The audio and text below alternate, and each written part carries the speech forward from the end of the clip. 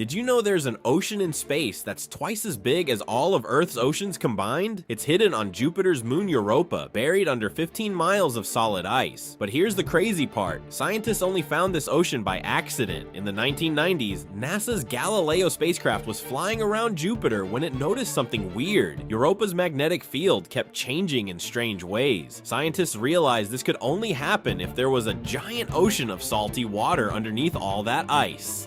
Then they spotted something incredible. Massive water plumes shooting 120 miles up into space through cracks in the ice. That's like shooting water from New York all the way to the edge of space. But wait, how does water stay liquid when Europa is 400 million miles from the sun? Jupiter's enormous gravity squeezes and stretches Europa like a stress ball, creating heat that keeps the ocean from freezing. Now NASA is sending the Europa Clipper mission to drill through that ice and search for alien life in this hidden ocean.